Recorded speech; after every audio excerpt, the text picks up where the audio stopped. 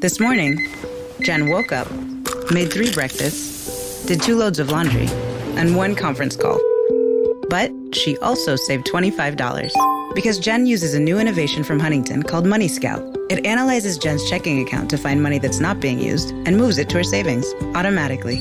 Learn more and enroll at huntington.com/moneyscout. Huntington. Welcome. Message and data rates may apply to text alerts. Money Scout is subject to eligibility, terms and conditions, and other account agreements. Member FDIC. 15 minutes could save you 15% or more. Is that Shakespeare? Nope. It's Geico. Yeah. That's Shakespeare from one of his unpublished works. Oh, it be not for awakening. Nay, giveth thou the berries. For 15 minutes could save you 15% or more. No, it's from Geico, because they help save people money. Well, I hate to break it to you, but Geico got it from Shakespeare. Geico. 15 minutes could save you 15% or more.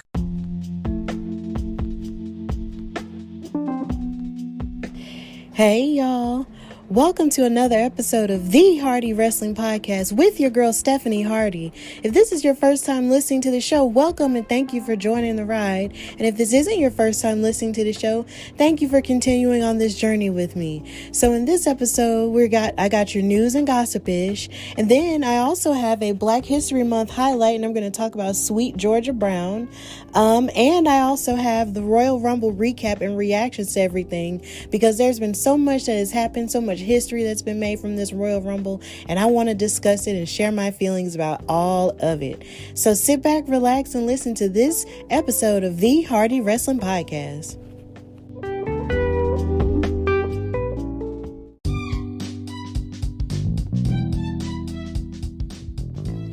All right, so now we got your news and gossip-ish, and there's a lot of stuff to cover that's happened this week. So we're going to start from talking about Bad Bunny, who's rumored to be training for an in-ring debut.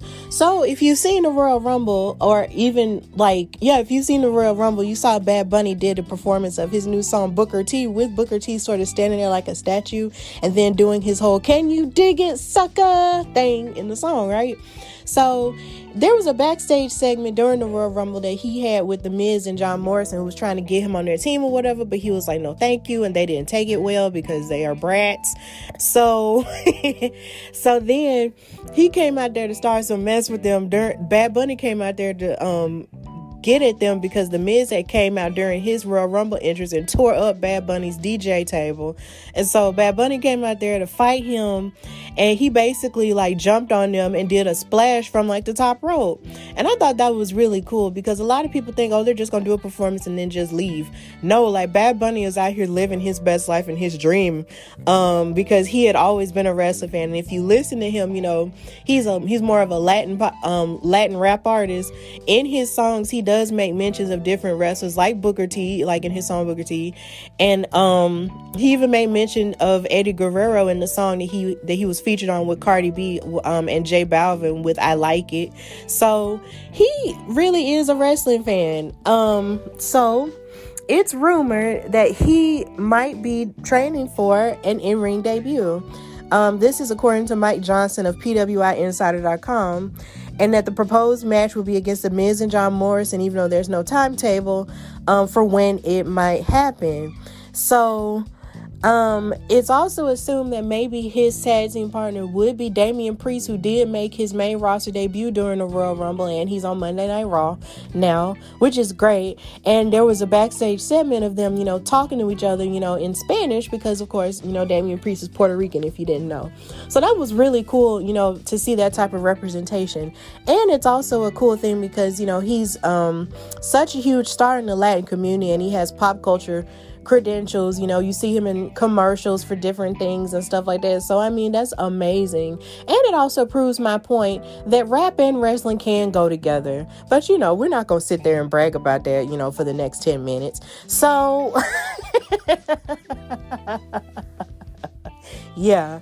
Also in the news, we have an update on Chelsea Green and her health. So she made her main roster debut on SmackDown about maybe a month ago, 2 months ago.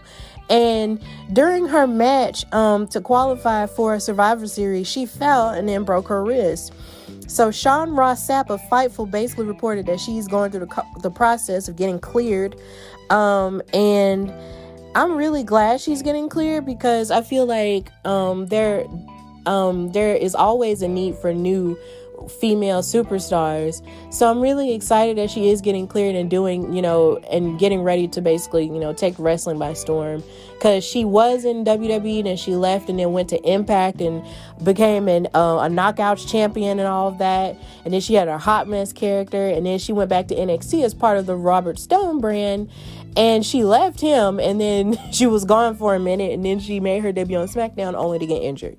So I would be intrigued to see her in a feud with Carmella, because that would be cool. So yeah, best of wishes to Chelsea Green. Also in the news, we have Edge reacting to what The Undertaker said about the locker room in this day and age being soft. So as you may or may not know, Edge entered at number 1 in the Royal Rumble for the men, and he actually went on to win. So he was asked on the Joe Rogan Experience, about what The Undertaker said about the product being kind of soft and that there's too much pretty and not enough substance. And Edge went on to disagree by saying, and I quote, "I think any comment can be taken out of context, and I think that's part of what happened there. In a 3-hour interview, I think they took most of the salacious 20-second clip. I think anybody, whoever steps into the wrestling ring, no matter what era, whether it be in the 1940s, whether it be in the 2020s, are all tough." And he went on to praise today's wrestlers for being able to balance, being a professional wrestler and handling everything that comes along with social media. He also said, all got into this because they love it for the most part. And there's different challenges that come with every era, decade, and incarnation of what this business becomes. We didn't have the challenge that is social media. Now it's a great outlet in order to get your product out there, in order to make your brand bigger. But there's also a whole lot of hiccups and possible bumps on the road that come along with that. That's a challenge we didn't have to navigate. We just had to worry about getting to the building and producing. Now the cameras never stop rolling. Now every aspect of your life is under a microscope. That's an entirely different challenge than we ever encountered. It's just different is all. To me, anybody who ever steps foot in there is badass. Forgive me for cursing, but that's what he said. So it's pretty clear that he doesn't feel the way that The Undertaker felt about the product being soft. And it's like I said, wrestling, in my last episode, wrestling is very different than what it once was, and you can't expect everything to be the way it was, because you were like Undertaker's main prime was during the 90s, and this is the 2020s, so there's still so much evolving that wrestling has to do. And anybody who goes into that ring knows that they're not just doing it just to play games. They're going in there to be an athlete. And yes, there's the social media hype around it, and yes, there's the whole character point behind it that's also very strong as well. But all of it is meant for a positive purpose. So I'm glad that Edge is actually taking the initiative to be positive and uplift the wrestlers who are there now, as opposed to tearing them down like a lot of legends have tended to do in the past couple of weeks. So I'm really glad for him, and the fact that he's giving them rubs on the show, because he's been featured on Raw, SmackDown, and NXT this week since he's won a Royal Rumble. So it's clear that he's here to beef them up, as opposed to tearing them down and going into business for himself. So kudos to Edge. So also in the news, we have Rey Mysterio, who signed a new deal with the WWE. So basically he turned 46 this December, but he confirmed to Sports Illustrated's Justin Barrasso that he signed a new contract. And he said, "We never made the signing of my new deal public, but there's definitely going to be more time to see Rey Mysterio in WWE. I'm going to keep wrestling at least until Father Time catches up and says it's time to go." And also, it's really cool to see him, stand next to his son, who's finding his way as a wrestler and finding his identity as a wrestler as well. Because also, coolly enough, I'm going to talk about it more in the Royal Rumble segment of the show, but his son eliminated King Corbin in the Royal Rumble, and I thought that was cool. So I'm always glad to see Rey Mysterio, because he's in really good shape to continue wrestling. He's one of the GOATs of Lucha Libre, so I'm really happy to still see him there. And there's more stories to tell. So as long as he doesn't fight Seth Rollins again, that's all I care about. Also in the news, we have the somewhat unfortunate firing or release of Lars Sullivan and Steve Cutler. Steve Cutler used to be in the tag team, the Forgotten Sons, and then he was in the Knights of the Lone Wolf with King Corbin, but then somehow or another they disappeared and we hadn't seen them since. But Steve Cutler admitted on Twitter and said that he got released on February the 4th. He said, "Unfortunately, today I was released. It was shocking to say the least, but I am excited about the future and all the possibilities in front of me. Thank you for your continued support. 90 days, the countdown begins." Now, we don't know exactly what the countdown means, but I'm glad that he's sort of, finding a new thing to do. We don't know what this new thing is, but I wish him the best, in whatever it is that he tries to do. So also we found out that Lars Sullivan had been quietly released, because at first they were trying really hard to push him on SmackDown. But the thing is, anytime there was a moment in which it seemed like they were pushing him, there was something outside of the ring that would get in his way, whether it be him dealing with anxiety, or him dealing with some type of depression, or him dealing with stuff coming out about him online being homophobic, while also at the same time being exposed as someone who did weird things on videos. And I hate to put it like that, but that's just what it was. And with him possibly, spreading racist rhetoric online as well. He just had a lot of hooks and crooks to deal with outside of the ring. And I guess they decided they didn't want to deal with it anymore.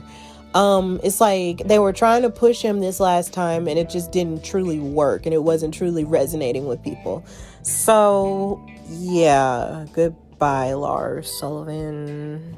It's a new year, and with T-Mobile, it's not about how far apart we are. It's about how close we can be. So we're bringing out our best deal. Right now, get the iPhone 12 on us on every single plan with eligible iPhone trade-in. So I can FaceTime with my sister in Savannah. That's right, the iPhone 12 on us on every plan. All on America's 5G leader in coverage. T-Mobile. With 24 monthly bill credits and a new line plus tax. If you cancel, credit stop and balance on required finance agreement may be due. Contact us for well-qualified buyers. Qualifying consumer plan required. See coverage and offer details at T-Mobile.com. These days, we're all getting more screen time, which means we're also getting more blue light exposure than ever before. Too much blue light can make your eyes feel tired, dry, or blurry. It can also affect your sleep. Zenni's Blocks lenses help to protect the eyes by keeping harmful blue light out. Because they're virtually clear, add Blocks to any Zenni frame for stylish, all-day protection. Get a complete pair of prescription or non-prescription Blocks glasses starting at just $24. Protect your eyes now at Zenni.com. Deuces. And also in the news, we have the unfortunate passing of Butch Reed, Hacksaw Butch Reed. It was announced on his Instagram account with a picture of him with a title. Whoever's in charge of his social media wrote, "To everyone who reached out, God bless you. Today we lost a great man due to heart complications. Bruce Butch Reed passed away. Butch is in heaven now with the wrestling gods. I'm sure he is already booked for a heavyweight championship match. Once again, thank you for all the prayers. We will keep this page going in his memory. For funeral arrangements, send me a DM for information if you would like to attend. God bless everyone, and God bless in heaven, Hacksaw Butch Reed." And also, he passed away at the age of 66, and it seemed that he had 2 heart attacks, which is a very rough thing to deal with. I know because someone close to my life has actually suffered with those, but survived. But it's really unfortunate, and I hope and wish the best for his family. Send healing energy and prayers and all kinds of thoughts and well wishes to his family and his colleagues who worked with him.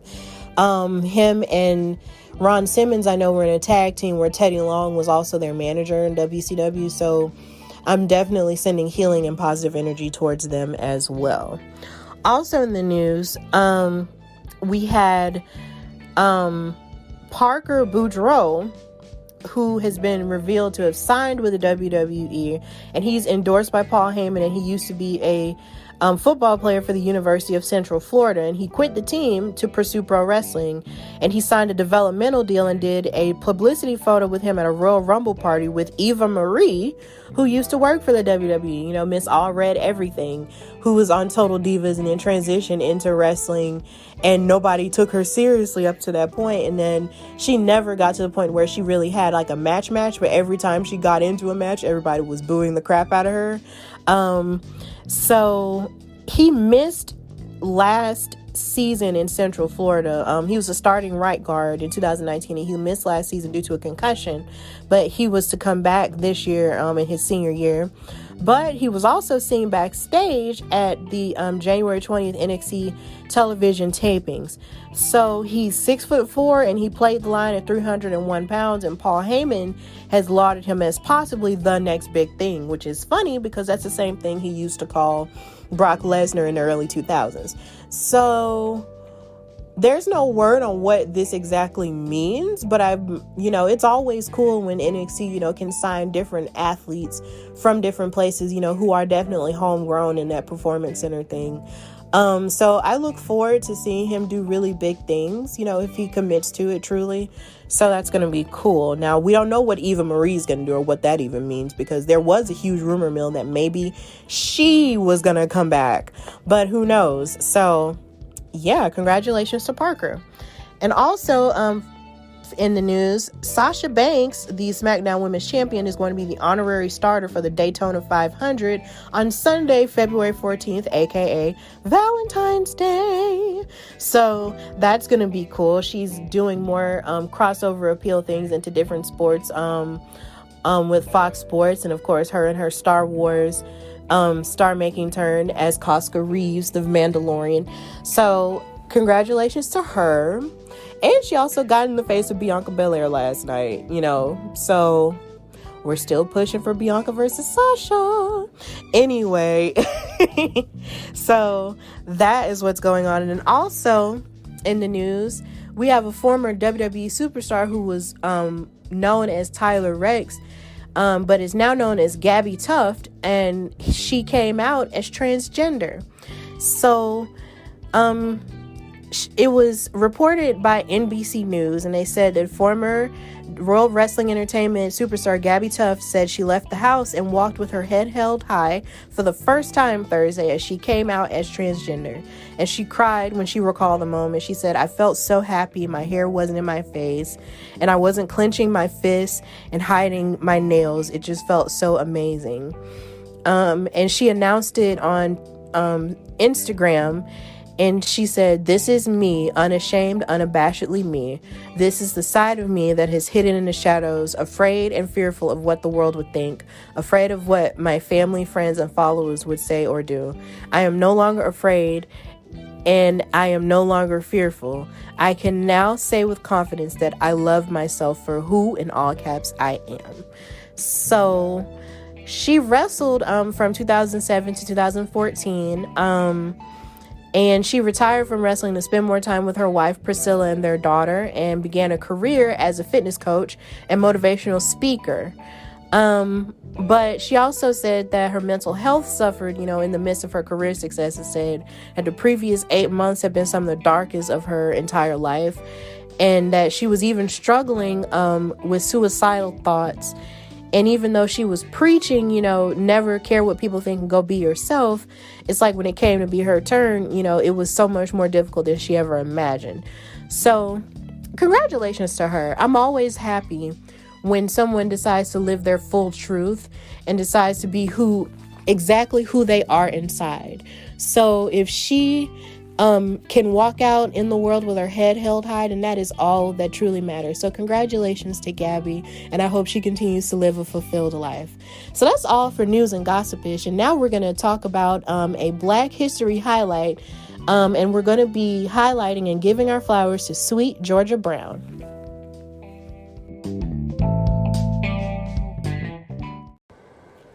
Okay, so I was sitting with my friends one day and they asked me, Stephanie, how do you record your podcast? And I said, with the Anchor app on my phone. And they were like, are you serious? I'm like, yeah, it's that simple. It is absolutely free. There are creation tools that allow you to record and edit your podcast right from your phone and your computer.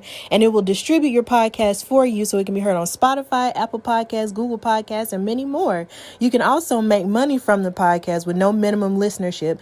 And it's got everything you need to make a podcast in one place. They even have classes and stuff that you can listen to that will give you all kinds of good tips on what you need to do in order to make the best podcast. So if you want to do this, download the free Anchor app or go to anchor.fm to get started. That's anchor.fm or download the free Anchor app to get started.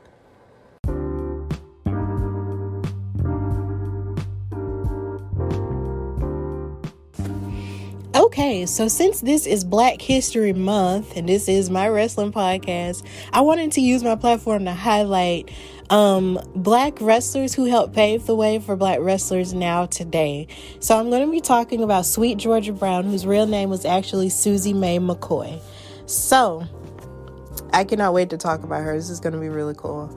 So Susie Mae McCoy was originally from South Carolina, and she was 19 years old when she started training with the Fabulous Moolah and her then husband, Buddy Lee, in 1957. And I know that even though the Fabulous Moolah had a very controversial start, which I will get into in this segment, she was one of the biggest female stars in America at that time, and she had a stranglehold on booking women within the NWA and other territories following the decline of Billy Wolf's monopoly. So she was renamed as Sweet Georgia Brown, and Sweet Georgia Brown made her pro wrestling debut a year later in 1958 at the age of 20, and she was the Fabulous Moolah's first Black student in her school, and Moolah and Lee had high hopes for the emerging fad, and I hate to call it that, but to them it was a fad, in pro wrestling Negro women wrestlers.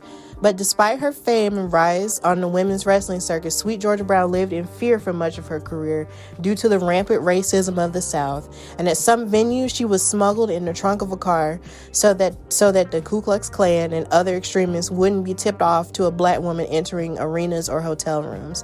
But it was seemingly that most of the terror was from the people who she trusted to teach her the wrestling, and it was from Moolah and Buddy Lee themselves. They would take a whopping 25% of their booking fees off the top, sometimes even more, leaving the wrestlers with barely enough to survive. And in order to secure better booking for herself, she would systematically prostitute her trainees to other promoters, even wrestlers, and even Miss Sweet Georgia Brown wasn't immune to these practices. And it's really sad, when you think of what these women had to do in order to make a name for themselves, in the name of, and to make a name of themselves in wrestling, but then having to deal with a teacher who you probably confided in or whatever, and then it's like they're claiming to be one way, but then they're actually underhanded in another way. It's just terrible. But in October of 1963, Sweet Georgia Brown beat Nell Stewart for the NWA Texas Women's title, becoming the first Black woman to win a singles title. And even though it wasn't a world's title, it was still a major singles title in one of NWA's largest territories. So she basically paved the way for people like Naomi to go on and win the SmackDown Women's title at a WrestleMania, becoming the first Black woman to do so. And definitely for Bianca Belair, who I'll get into later on in this episode, for winning the Royal Rumble, and for Sasha Banks to win, the Raw Women's title and all the other titles that she's collectively won, and being a Grand Slam champion. So sadly, she retired from wrestling in 1972, and she passed away from breast cancer in 1989 at the age of 51. So here on the Hardy Wrestling Podcast, I am really grateful for Sweet Georgia Brown and all of her accomplishments as a Black female wrestler, and how she's paved the way for people like the wrestlers that I have mentioned, also for the likes of Jacqueline and Jazz and so many others like Big Swole and Red Velvet and so many others as well. And I hope that we can continue to break doors down for Black women in wrestling and Black men in wrestling and and every other person of color in wrestling. So during the month of February, I will be doing more highlights of historic Black wrestlers, and also people who make history even now and today, because history is always happening. And we never stop improving and never stop showing our excellence here. So, I'll probably make an announcement of who I'm going to do next week. But for now, let's just celebrate our accomplishments this month and every month, and just continue to love ourselves and love our heritage and our culture in the world of wrestling, and in also wrestling podcasting and content creating. And that's the end of this segment. And now I'm going to go to our Royal Rumble recap and reactions.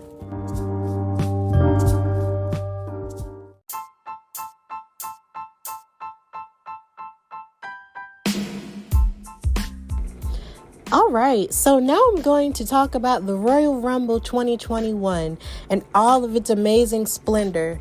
So like usual, I'm going to start with the women, and I'm going to start with the tag team match for the women's tag team titles that was on the pre-show, and a lot of people were kind of mad about that, but it made sense to me because if you're going to put a women's match before, you know, 3 out of the 4 women in that match were participating in the Royal Rumble later on that night. So they needed to sort of, you know, take some time to condition themselves for that. So it made sense for them to put it, you know,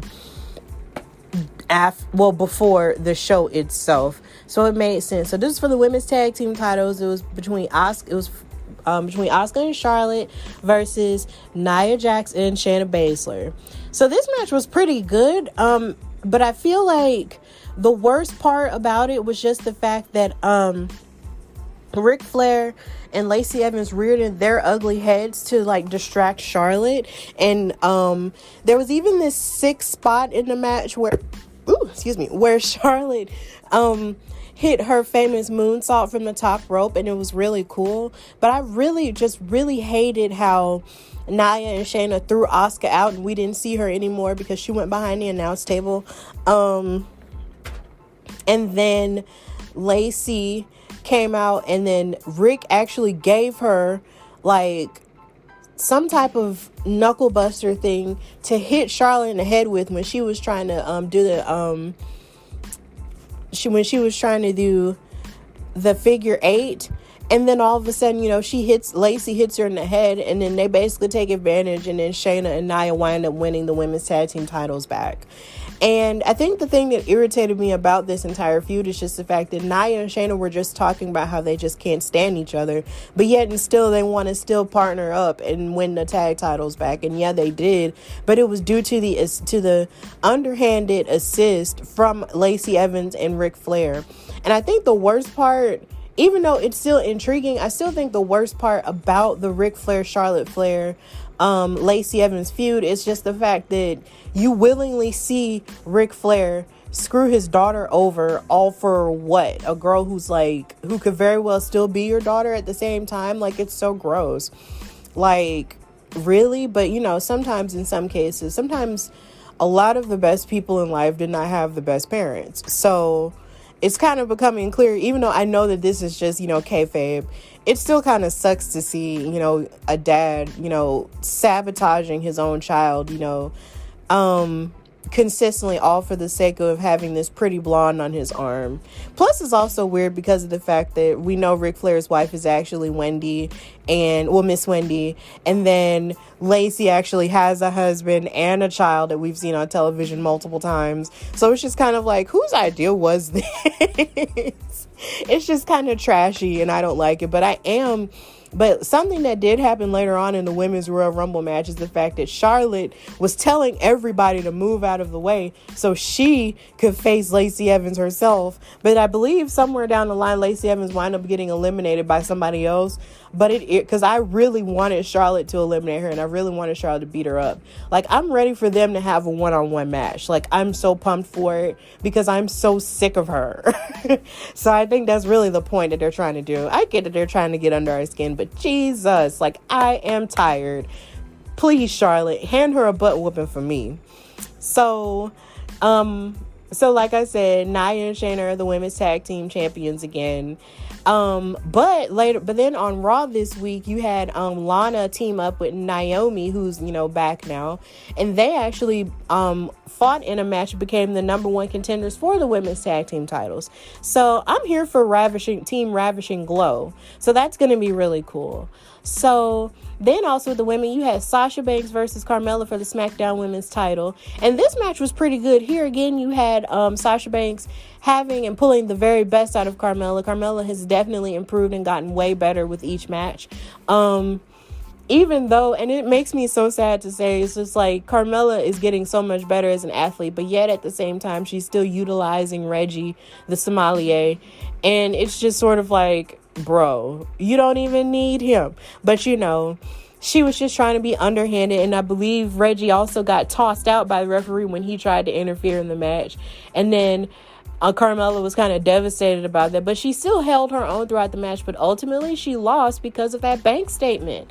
You just can't beat that bank statement. But there was a cool point where Carmella did have her code of silence on Sasha Banks, and it looked like Sasha was going to tap out for just a few seconds. I was like, girl, no, please don't tap out. Please don't tap out. No. So she didn't, and Sasha Banks wound up retaining. So she's still our SmackDown Women's Champion. And then, of course, on SmackDown last night, she got in Bianca Belair's face because Bianca, there's a whole lot of, mystery behind who Bianca is going to choose to face, whether it's going to be Asuka on Raw or Sasha on SmackDown or maybe even Io on NXT. So, I mean, and then Sasha got in her face and said, you may have a lot of things and you may be the roughest and you may be the strongest, but you're definitely not the best, and if you want to face me, but because you may have all of that, but you still don't have the title. So everyone's really pushing for those two to fight because this will be the first time two black women have faced each other, at a WrestleMania for a mainstream title. So I really hope they do fight. So we're going to keep our fingers crossed and send up hopes and prayers for that. So I'm going to wait to talk about the Women's Royal Rumble at the end. So something else that happened. So I'm going to go into the men now. Goldberg and Drew McIntyre, that match was relatively short, but it was still better than I was expecting. Even though there's really only so much Goldberg can do in the ring now since he's in his 50s. And it seems like really a lot of the time, the only thing he does during his matches are spears and jackhammers. But Drew McIntyre was able to work around that limited, move set and do what he was able to do. There was one point where he missed a Claymore and then it looked like Goldberg was going to win, but then he didn't. And then thankfully, Drew McIntyre was able to retain the title. But something that was very telling about it, and I said this in a panel with Wrestling Wind Down last night, shout out to them and their podcast, was that there was a sense of finality that came to it because he actually told Drew, you passed the test, you did a good job and all that other stuff. And I thought that was funny, considering he was the one of the main ones who was agreeing with The Undertaker with saying that the company and everything is soft, but he was telling Drew McIntyre, oh, you passed the test or you did a good job or whatever. On Wrestling Wind Down, they asked if I thought that Goldberg was going to come back and try and win the Rumble to get another shot at the title, and I told him no because of that moment he had with Drew and how final it felt. So I don't know what's next for Goldberg at this point. Hopefully he'll stay far away from a title picture and stop skipping the line. And maybe he'll just fight somebody else, like maybe a Big E or maybe, Bobby Lashley, who knows.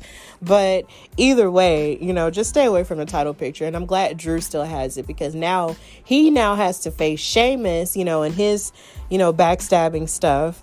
And he also has to, keep his head on a swivel because he can very well face Edge at WrestleMania, or he could be facing The Miz, who could very well cash in on either one of those people. So there's a lot going on with Drew, but I'm glad he still has a title and that he didn't lose to Goldberg, all for the sake of nostalgia.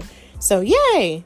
Also with the men, you had Roman Reigns versus Kevin Owens for the Universal title. And I'm not going to hold you.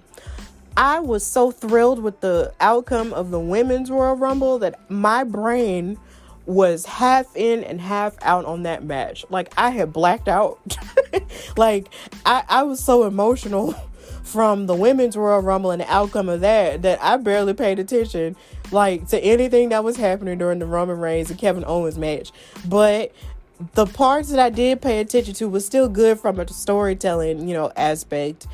And I was just surprised because Roman Reigns was just acting a complete donkey. Like, he hurt a referee and ran him into the pole when they were all fighting all outside into the Thunderdome virtual crowd and backstage and everything. And and then he got handcuffed to the point to where he possibly couldn't stand. And then the referee was counting. He was almost to 10, but then he got knocked in the head because Roman Reigns pulled him into the steel post. And then Paul Heyman, the advocate, came out and unlocked him from the post, and then he locked in Kevin Owens in his submission move that he does now, and then choked him out, and he wound up retaining the Universal title. So that wasn't entirely surprising there because, their feud has just been going back and forth, and it looks like it's not going to end because last night on SmackDown, Edge, came out, because Roman Reigns, wanted him to come out and acknowledge him as the next challenger, as the challenger that Edge would want to face for the Universal title. But then since all Canadians work together and stay together, Kevin Owens came and gave him a stunner, and that's where SmackDown went off. So it's looking like this whole Kevin Owens thing might still be going on. I don't know. But yeah, it's just, I feel like it's almost becoming long in the tooth now because it's like, it's been in so many ways that Roman has beat him constantly. So I don't know how long they can I don't know how long they're prepared to keep this up. But I do find it intriguing that Seth Rollins did come back in the Men's Royal Rumble, and he's going to make his return to SmackDown next week. So maybe he'll be the next one to face Roman Reigns, before they get to WrestleMania, because it is just February. WrestleMania's in April. So we'll see what happens. So that's going to be cool. So also with the men, you had the Men's Royal Rumble match. And Edge and Randy Orton were announced as number 1 and number 2 during WWE Backstage the Saturday before. So they proceeded to beat each other up like they have been doing because, of course, Edge is mad at Randy Orton because Randy Orton put him out of commission, last year after their greatest wrestling match ever thing at Backlash. And this match was really good. I enjoyed the Men's Royal Rumble match. I enjoyed all the surprises. I definitely enjoyed seeing the New Day, even though Kofi wasn't able to participate because he's not necessarily cleared yet to fight. But the New Day getting back together dressed in their Brody Lee tribute gear was really cool. And I thought it was funny because during my interview with Janelle from HR, shout out to her and the Jobber Tears podcast, she said it was kind of weird seeing Big E. Well, no, it wasn't during our interview. It was during her episode on the Jobber Tears podcast. She talked about how weird it was seeing Big E with the New Day again, which I did think it was kind of strange, to kind of see them, together again since they've been split up. But that was really cool.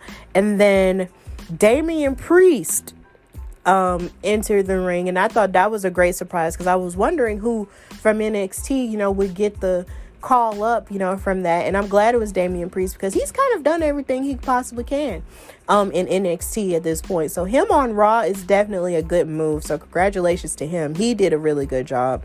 And then Carlito came, and that was a great surprise for me too because I'm not old, but when I was a kid, I didn't like him, and actually my family didn't like him either. My mom and my dad hated him, and my mom specifically hated him because he used to spit in people's faces with the apple, and she feels like if you spit in my face, that's like a killing offense. Like, she will literally hurt you really bad if you ever spit in her face. Like, that is the ultimate sign of disrespect down here. So she used to hate Carlito. But of course, he had an apple when he made his entrance, but he didn't spit in anybody's face, thank God, because, if you do that now, that's also a killing offense because the Rona is going around and you need to stop spreading germs. Stay safe, people. Anyway, that was really cool.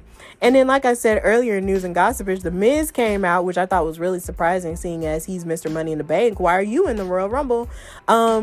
He destroyed Bad Bunny's gear on stage, and so he came out, and then Bad Bunny came out, and distracted him and allowed Damian Priest to eliminate Miz and John Morrison, and then Bad Bunny hit them with a dive before Matt Riddle came out, and then Daniel Bryan was after him, and then Kane did come out too, but online it seemed like nobody was really that excited to really see Kane, simply because of the fact that he kind of got outed as a person who might have supported something problematic that I won't get into here. So it was just a lot, but it was also funny to see Ricochet, because he fought AJ Styles, aka the Royal Rumble Police, to qualify, but then he wound up not winning that match, but then he wound up still being in it. It was just kind of weird. And I hated that AJ Styles came out with Omos, because my boyfriend kept saying, oh, AJ Styles gonna win, AJ Styles gonna win. And then Omos was eliminating people on behalf of AJ Styles, and that kept irritating me. And especially when he eliminated Big E. I was so angry, because Big E was definitely one of my favorites to win, and I was so angry that he eliminated him on his behalf. In what world is that okay? I really thought that you had to be eliminated from somebody in the match and not somebody from outside. That made me angry. But I guess if someone from the outside can keep you from getting eliminated, then I guess maybe the outside person can eliminate you. I don't know. It was weird, and it just made me mad. So I'm just ranting about that right now. Then King Corbin came out, and he got eliminated by Dominic, which I thought was a really big move for someone who just started wrestling on television last year. That was really cool. And then Bobby Lashley came out and eliminated Dominic, and he also eliminated Damian Priest. But then the Hurricane showed up, and I lost my mind when I heard his music, because I love Hurricane. Because he was one of my favorites when I was younger. And plus, it's just he had the H on his chest, and that's my initial. That's my last initial. So it's just I really resonated with him. That was one of the first wrestling t-shirts I ever had, where he had a cover. It looked like he was on the cover of a comic book. I don't know if anybody remembers this, but he had a t-shirt where it looked like he was on the cover of a comic book, and it said, "Stand back, it's a hurricane coming through." I loved him. So to see him in a Royal Rumble match made me so happy, because last time I saw him on TV, he was on Say Yes to the Dress with his wife. So that was really funny. I really loved seeing him, but he got eliminated by Bobby Lashley and Big E. So all the eliminations happened, and then Cesaro was in the match, and he was another one of my favorites, who went along with Mustafa Ali, but then he got eliminated later on. And then Cesaro got eliminated, and Braun Strowman came out, and he eliminated AJ Styles, thank God. And then Seth Rollins eliminated Daniel Bryan, and he was one of my favorites to win too. But then Rollins eliminated Matt Riddle, and then it was really the only ones who were left was Braun Strowman, Edge, Christian and Rollins, and then basically Seth Rollins eliminated Christian, and then Edge and Christian had a really good moment too, where they hugged each other. And because there was a moment where Christian wasn't cleared to wrestle, so it was good to see them, have that little moment, which totally reeked of awesomeness. That was so sweet. But then Seth Rollins eliminated Christian, and Edge threw out Rollins. And then Randy Orton, who had basically left the ring due to a supposed injury, RKO'd Edge. And then Edge still wound up eliminating him. So Edge wound up winning the men's Royal Rumble match. And it was funny because they were saying it was 10 years to the day he won a Royal Rumble before. So it was really cool to see that, to see him, win another Royal Rumble match. And a lot of people, including one of my podcasting friends, Sir Wilkins of the Jobbeteers podcast, who's going to be on the show next week, he basically said he felt like Edge was sort of taking the spotlight away from someone younger who could have won and used that opportunity.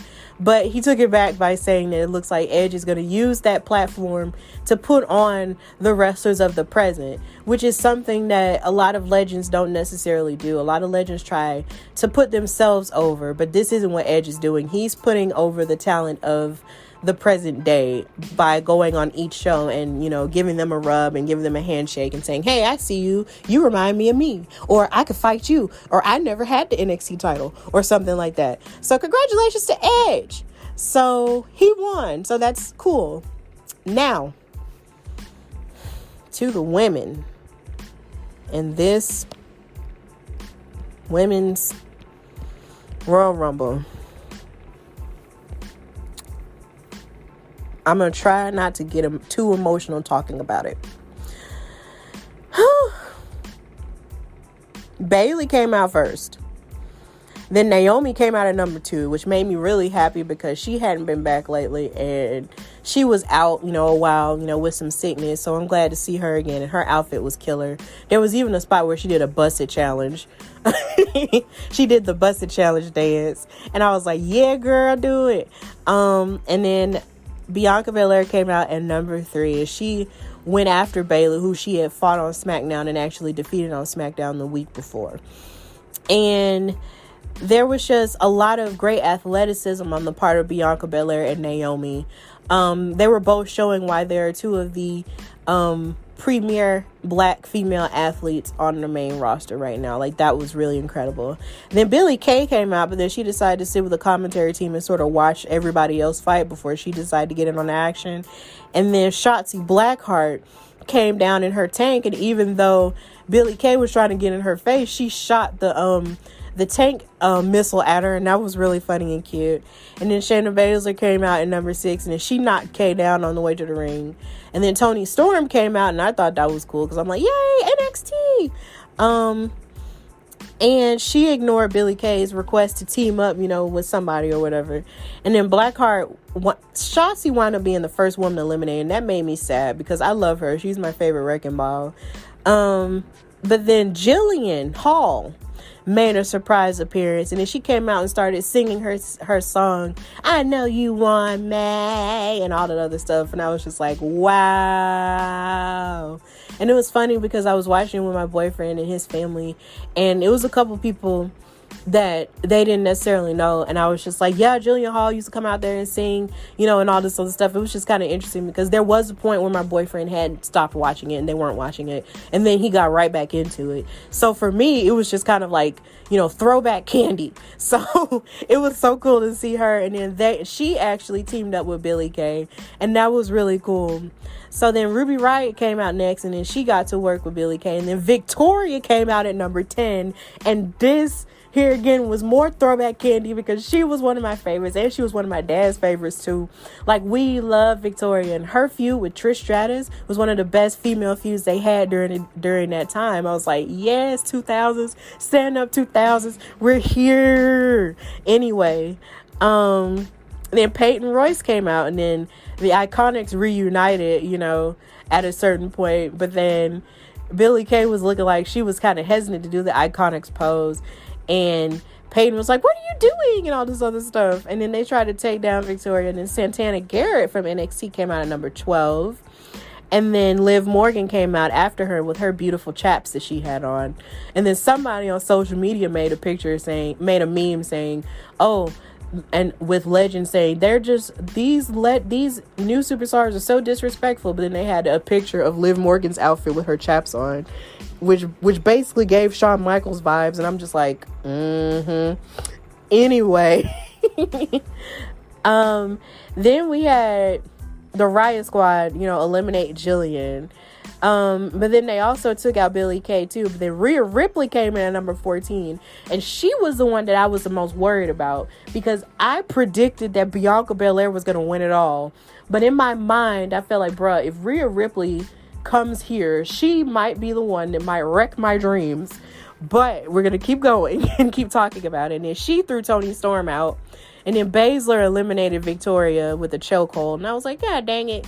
And then Rhea Ripley sent Santana Garrett out, and then Charlotte came in at number 15.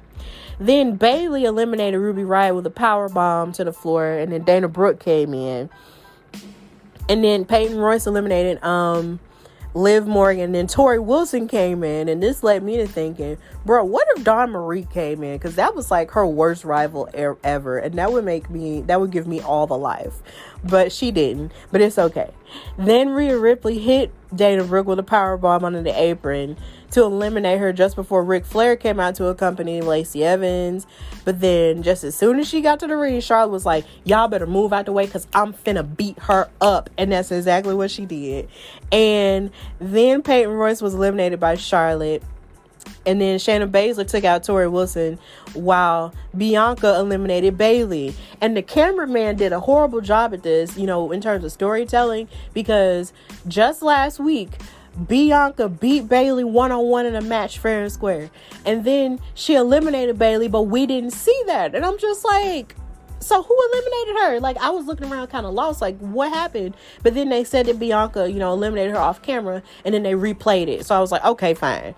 So then Mickie James came out, and she came out at number 19, and it was good to see her because we really hadn't seen her since the Legends Night Raw. And I just need her to get back into the ring and actually fight again, because she was doing a really good job until she lost to Asuka in that weird way, and then we hadn't seen her anymore. So I believe she was injured. And then Nikki Cross came out, and then it was starting to get crowded again as Alicia Fox joined the match. And I was so happy to see her because I'm just like, yes, Alicia. And then R-Truth came out and thought it was the men's Royal Rumble, and then he had to fight off several people who was chasing him for the 24/7 championship. But then Alicia rolled him up in the ring to win the 24/7 title. So I thought that was pretty funny because, it's a very kooky thing to happen because Alicia Fox is the kooky one. So I thought that was funny. Then Mandy Rose came out, and then she fought with Alicia Fox before throwing her over the top rope. And I was hoping that she was going to do a little bit better in this match, but it's okay. They never let Mandy Rose really shine anymore. And I think that's sad. Then R-Truth rolled her up to get the title back, and Dakota Kai ran to the ring and began fighting with Rhea Ripley. And then Mickie James got eliminated by Lacey Evans before Carmella came out at number 24. And then Dakota Kai and Dana Brooke were eliminated by Rhea Ripley. So Rhea Ripley just kind of went on a tear. And then Carmella threw Nikki Cross out just as Tamina came to the ring. And then Reggie dropped Carmella and then caused her to be eliminated. So I'm just like, you see, Reggie, this is what you get when you get in women's business. You never do your job right. And then he also got whipped by Bianca on SmackDown last night. So that was really funny and really cool because finally Bianca used her braid to whoop somebody on the main roster. Finally. Then Belair and Naomi worked together to avoid elimination. And I thought this was a very beautiful part to me because usually you have it where each woman is trying to eliminate each other. But as they were trying to eliminate each other and as they saw it couldn't work for the both of them, Naomi was like, girl, we got to work together. And so they held hands and lifted each other up. And I was like, yes. And it was so beautiful, it was so beautiful to see the unity among the Black female superstars as opposed to seeing Omos, eliminating Big E. It just irritated me. Anyway, they worked together. Either way, Lana came out at number 26 looking all kinds of serious in her gold outfit that matched up with Natalia's, and that was cute. And then Alexa Bliss came out at 27. I was kind of worried about her too because she did just have that Raw Women's Championship match against Asuka, and I was thinking, oh my god, what if they're trying to beef them up and then she wins the Rumble? That was going to irritate me. But then before Alexa Bliss could drop the lights and transform into her Fiend alter ego, Ripley eliminated her, and I thought that was so funny because someone on social media actually said, that Rhea Ripley has watched enough Dragon Ball Z to know where that was going, so she eliminated her, and I was like, ha! So that was funny. And then Ember Moon came in and gave an eclipse to Shayna Baszler, and then Nia Jax came out at 29 and eliminated Lacey Evans and Ember Moon. And then Naomi was taken out by Nia Jax and Baszler because they were just eliminating people left and right. And then they were working together to take out Tamina, which made me sad because Nia was like, but that's my cousin though, I can't. But then they eliminated her anyway, and I'm just like, well, I guess family isn't that strong. And then Nia threw Shayna Baszler out of the ring before Lana eliminated her, and that was a big moment, and I thought that was payback for all the torture that Nia Jax put Lana through. I was like, you got thrown out by your worst enemy. And then Natalya came out at number 30. And then Jackson Baszler attacked Natty before she even got to the ring and attacked everybody else before they left because they was mad. And then Natty threw Lana out of the ring to bring it down to her, Charlotte, Bianca, and Ripley as the last 4. But then Bianca eliminated Natalya. So really the final 3 were Bianca, Ripley, and freaking Charlotte. And this was a full circle moment for me because just last year, around this time, it was this program in NXT involving Rhea Ripley as the NXT Women's Champion, Bianca Belair as the woman who was going to challenge her, and Charlotte as the woman who was going to challenge her as the winner of the Royal Rumble last year.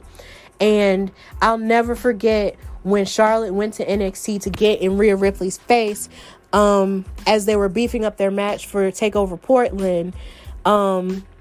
Charlotte basically got in Rhea Ripley's face and basically forgot about Bianca Belair and said, and as Bianca was saying, you don't even go here, Charlotte was like, this is a conversation for champions, and pushed her off to the side and made it seem like she was a non-factor. Well, guess what? She is one. So they fought hard, and then Bianca and Rhea had this amazing spot where they both eliminated Charlotte Flair from the match. And they kept dangling at the end, as they were trying to eliminate each other. And then they pushed and then pulled each other back up. And a lot of people online were talking a whole lot of crap about how Bianca didn't win because her feet touched the ground. No, her feet did not touch the ground. She was dangling. Her feet did not touch the ground. Both feet did not touch the ground. She won the match. Shut up. Either way, they got back in the ring and they kept hitting each other with all kinds of finishes, which was almost a callback to their match at TakeOver Portland. And then as they kept hitting each other, there was a point where Rhea Ripley was on the ropes.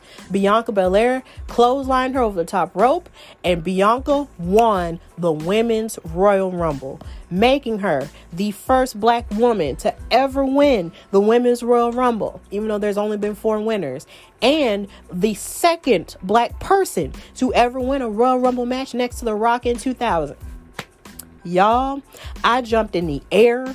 I almost cried. Like, I was so happy. I was doing like a worship, like shout dance. Like, y'all, I was so excited for her. She was crying. She was thanking her mom and her dad and her husband, Montez Ford, like, who was backstage watching and gave her a hug and prayed over her after she won. Like, they was crying in each other's arms.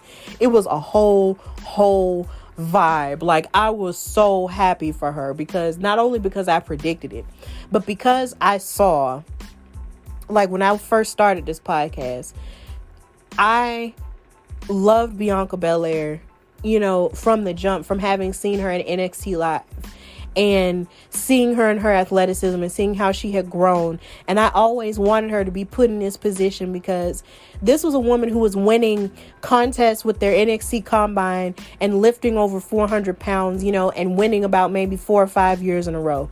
This girl faced Shayna Baszler when someone named Sam Roberts was throwing mad shade at her and saying that she wasn't, ready for this type of thing, or talking about how she doesn't deserve this opportunity because this isn't a championship match and it shouldn't be a championship match because she's just not worthy of this moment and all that other crap. I saw her, come out with all of her black glamour when she came out with the whole Black History in the Making outfit that she made, like, and how she was proving herself. And then it seemed like she got pushed to the side for the whole Charlotte Flair Rhea Ripley thing, and how everybody was pushing, for that triple threat between them, but it didn't happen because they were prepping Bianca Belair to make her main roster debut at WrestleMania and to be on Raw, only to get traded to SmackDown, and only to have the run that she's had with Bayley and all of the above. Like, she has done nothing but get better and better each time. And it blesses me, because I remember when Naomi had to work twice as hard to even get a title opportunity again, because she was in the picture to possibly win the Divas Championship from Paige or from AJ at that time, but it was always between Paige and AJ and never between Naomi all the time. And you had to wait darn near almost 5 or 6 years until she got an opportunity at another title again. And it is just, and then you have people like Kofi Kingston, who had to wait 11 years to get his chance at the WWE Championship, to win it out of WrestleMania. I've seen so much go on with black wrestlers, during my time as a wrestling fan, and where you've seen people like Shelton Benjamin, who had all the athleticism to go after a mainstream championship like that, but never had his opportunity. Like where you saw Booker T and him get screwed over out of his opportunity with Triple H.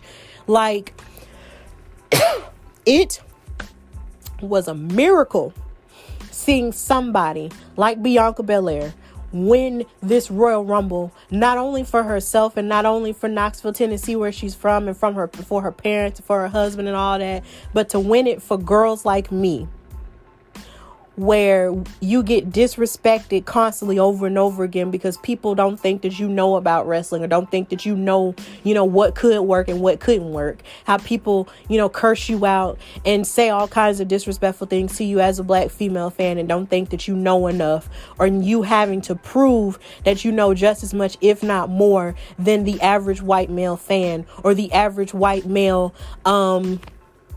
podcasting hosts. And that's no shade to any of the other podcasting hosts who I've had the privilege of working with, but there's so much that goes into it, and being a wrestling fan of color and being a woman, and because they feel like you don't know what you're talking about, and they feel like you only watching it just to drool over the men. No, baby, I've been watching this as a sport since I was 4 years old, before I even knew what drooling over a man even meant. So don't you do that. And to see somebody like Bianca Belair win with the confidence that she has meant the world to me, baby, because she has confidence that came at a price, baby. Because if you watch her chronicle, she suffered through depression, through eating disorders, and not wanting to be here on this planet anymore to make her athletic dreams come true. She didn't know that this was even a dream for her, or even a possibility for her, but she had somebody else see her in her CrossFit journey and see her as a black woman, to a black man like Mark Henry. He saw her and saw that she was worthy enough to be a star. And baby, she did that. And she made every opportunity that she was given and made it work for her. And she has all this confidence that I wish I had in myself sometimes.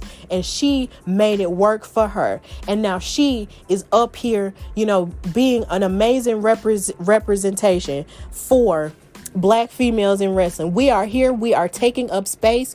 All women of color, Asian, Hispanic women, all of us are up at Native American women, transgender women, all of us. We up in here taking up space, and there's nothing you can do about it. We are here to stay. And if you don't like it, cry about it later. But we here. Bianca Belair is here. She is our Royal Rumble winner, and I will see it for her and stand for her, regardless of who she decides to face. Even though preferably I would prefer if she faced Sasha Banks, because we'll have 2 black women going for a mainstream women's title for the first time ever. I hope she faces her, because I can deal with Black Comic-Con versus the HBCU homecoming, as somebody said online on Facebook this week. I'm here for it. Let's do it, because it is about time that we stand up and take our rightful place in wrestling. And that's all I got to say about that, baby. We here, and we here, boo. We here.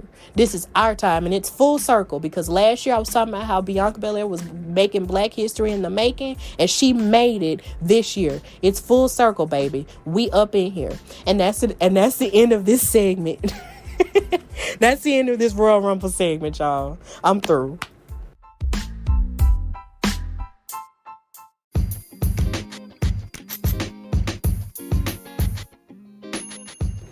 All right, so thank you so much for listening to the Hardy Wrestling Podcast. You can follow me on Instagram at Hardy Wrestling Podcast, and follow me on Twitter at Hardy WrestlePod. You can listen to the Hardy Wrestling Podcast for free on the Anchor app. You can listen to it on iHeartRadio, Spotify, Apple Podcasts, Google Podcasts, and wherever else you can get your podcasts.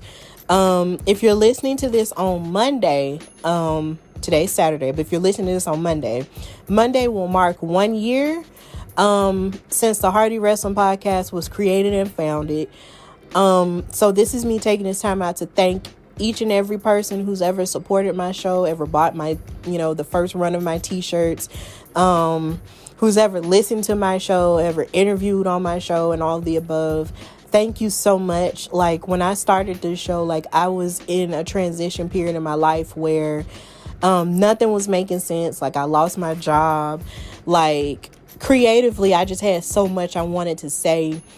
Emotionally, there was so much I wanted to do. So this podcast was a means of me doing it, and in terms of talking about something I love. And it was right around Royal Rumble time where I had my first episode, which was called Random Girl Random Podcast, because I didn't think anybody would want to listen to somebody like me, because usually when you see people with podcasts, they be famous people or people who know a lot about a certain thing, who are like experts in their field or whatever.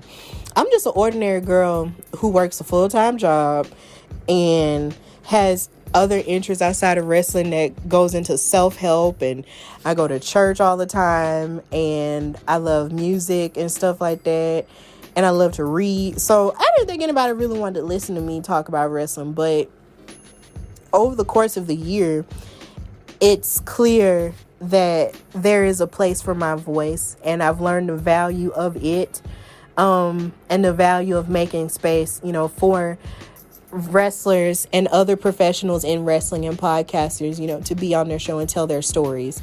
And I enjoy doing it so very much, and I'm just so grateful for the wrestling family that I've created, from this platform, and I'm excited for what's to come. So thank you so much for supporting the show throughout this whole year, and I'm really grateful for everyone who has helped me and given me great ideas. But I want to send a special thank you to the higher power in my life. God, thank you so much for giving me the courage and the creativity to even, try this. And I want to send a special thank you to my parents for believing in me, even when they weren't exactly sure what a podcast truly was. They were still grateful. They were still supportive in that.